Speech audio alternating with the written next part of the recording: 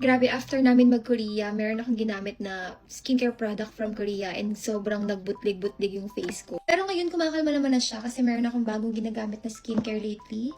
So, samahan niyo ako mag-get ready with me. Sobrang hirap kasi umarap talaga ng safe and trusted na skincare. So, this time, meron akong ginagamit from Lux Organics. And dito kumalma ang skin ko lately. Ito na yung routine na ginagawa ko everyday and every night.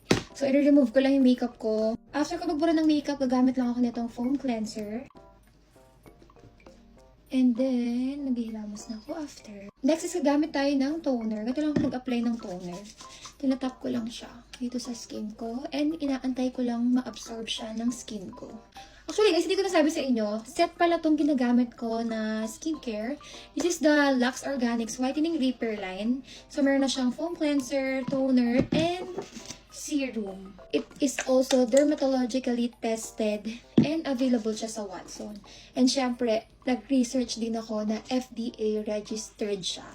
So, sobrang hirap kasi humanap ng mga skincare ngayon na mapagkakatiwalaan. So, I choose Lux Organics this time. And dito sa products na to, ang kanyang main ingredients is niacinamide. Nakaka-help siya to lighten yung mga dark spots. Wala din siyang harsh ingredients dahil wala siyang matapang na amoy. Ibig sabihin, wala siyang harsh ingredients. Safe siya sa mga sensitive skin, pregnant, breastfeeding mom.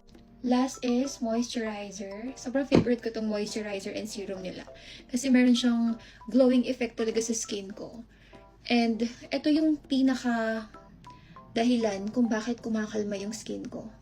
And hindi na siya super dry. Ito yung everyday and night routine ko. So, sa umaga, gumagamit lang ako ng sunscreen. Syempre, dapat hindi natin makakalimutan mag-sunscreen everyday. So, yun lang naman guys. Kayo ba, na-try nyo na din ba itong product na to? Kasi kung oo, i-comment nyo.